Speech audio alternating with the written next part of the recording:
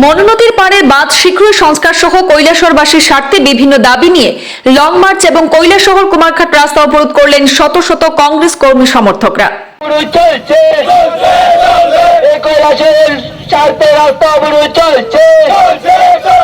নির্মাণ করে দিতেই হবে, অতি সত্ত্বর মনুনদীর বাঁধ নির্মাণ করে দিতেই হবে। আন্দোলন চলছে, নেতৃত্বে আন্দোলন চলছে। কৈলাসহরে মনুনদীর পাড়ের বাঁধ খুব শীঘ্রই সংস্কার কিংবা পুনর্নির্মাণের দাবিতে এবং দেবীপুর এলাকায় ভারত বাংলাদেশের আন্তর্জাতিক সীমান্তের পাশে বাংলাদেশ যে অবৈধভাবে বাঁধ নির্মাণ করছে তার প্রতিবাদে ঊনকোটি জেলা কংগ্রেসের পক্ষ থেকে কৈলাসহর কুমারঘাট রাস্তা অবরোধ করে বিক্ষোভ প্রদর্শন করা হয়। কৈলাসহরে বিমানবন্দর সংলগ্ন কৈলাসহর কুমারঘাট রাস্তা অবরোধ করেন শত শত দলীয় কর্মী সমর্থকরা। এদিনে রাস্তা অবরোধের নেতৃত্বে ছিলেন বিধায়ক বীরজিৎ সিনহা, ঊনকোটি জেলা কংগ্রেসের সভাপতি মোহাম্মদ বদরুজ্জামান, প্রদেশ কংগ্রেসের সাধারণ সম্পাদক রুদ্রেন্দ্র ভট্টাচার্য, যুব কংগ্রেসের ঊনকোটি জেলা কমিটির সভাপতি দেবাংশু দাস, কংগ্রেস নেতা চন্দ্রশেখর সিনহা, নরসিংহ দাস, যুবনেতা দীপ সিনহা সহ আরো অন্যান্য নেতৃত্বরা। অবরোধের ফলে রাস্তার দুই পাশে শত শত গাড়ি আটকে পড়ে এবং নিত্যযাত্রী সহ পথচারীরা নাজেহাল হয়ে পড়েন।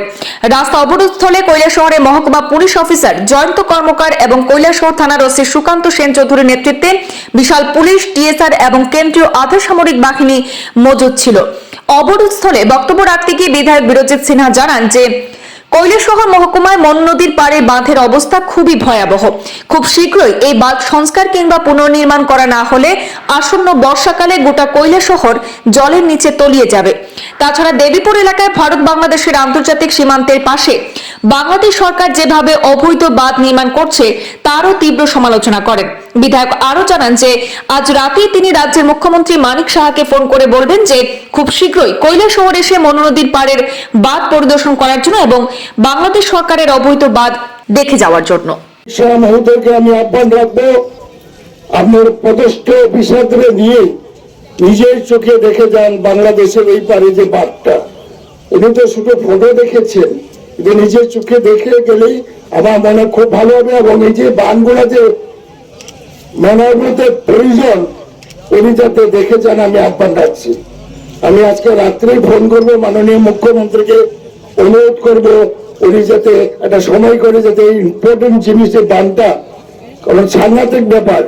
এবং আজকে বাংলাদেশে যে এত উঁচা করে বাঁধ হচ্ছে যার ফলে আমাদের এই নদীর জলটা এদিকে যাবে কেমনে, এবং এখানে বাঁধ তো ভাঙবে, শুধু এখানে নয়। এবং সরকারের ব্যর্থতা, বাম আমলেও ব্যর্থ, রাম আমলেও ব্যর্থ। কারণ সেই কুমারঘাট থেকে কৈলাসহর পর্যন্ত প্রায় 100 কিলোমিটার বাঁধ, 100 কিলোমিটার বাঁধ, সেটা মেরামতের কোনো চিন্তাই করেনি।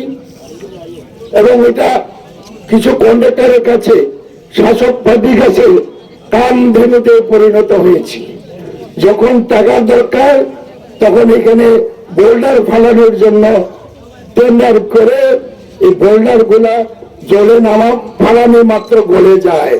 এই তো কয়েকদিন আগে মশাউলিতে নদীর পাড়ে বাঁধ, সেই বোল্ডার ফালানোর জন্য কয়েকশো বোল্ডার তৈরি হয়েছে।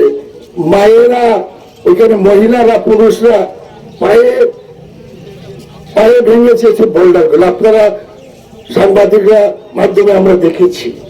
যাই হোক, আমরা একটা টাইমও দিয়েছি 15 দিনের মধ্যে সরকারকে, রাজ্য সরকারে হোক আর ভারত সরকারকে, এটা আন্তর্জাতিক সমস্যা।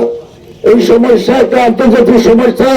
বাংলাদেশ বাঁধ নির্মাণ করে ভারতের বিরুদ্ধে, আমাদের ত্রিপুরার মানুষের বিরুদ্ধে, কৈলাসহর মানুষের বিরুদ্ধে যুদ্ধ ঘোষণা করেছে। এবং প্রধানমন্ত্রী, স্বরাষ্ট্রমন্ত্রীকে আমি অনুরোধ রাখবো চুপচাপ থেকে যাতে না থাকে, ইমিডিয়েটলি যাতে এটা বিহিত ব্যবস্থা করে। এত সাহস! কয়েকদিন আগে মাগুরলি বর্ডারে বাংলাদেশের নাগরিকরা বিএসএফ কে আক্রমণ করেছিল এবং তাদের বিএসএফ অস্ত্র ছিনতাই করে নেওয়ার জন্য চেষ্টা করেছিল। এত বড় তার সাহস! ভারত সরকারকে কঠোর হওয়া উচিত, ভারত সরকারকে একটু কঠোর হওয়া উচিত। মনে নেই শিলংয়ের বর্ডারে, মেঘালয়ের বর্ডারে আমাদের 9 জন 11 জন বিএসএফ কে গুলি করে হত্যা করেছিল বাংলাদেশের বিডিআর। এরপরে ভারত সরকারের নজর সেখানে পড়েনি, প্রতিশোধ বা প্রতিরোধ করার কোনো চিন্তাধারা নেই। আমাদের এখানেও হচ্ছে।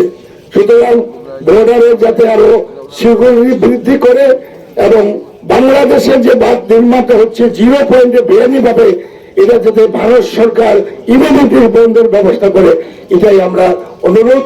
এবং আমি পরিশেষে, কারণ আমরা রাস্তা অবরোধ করেছি, অনেকে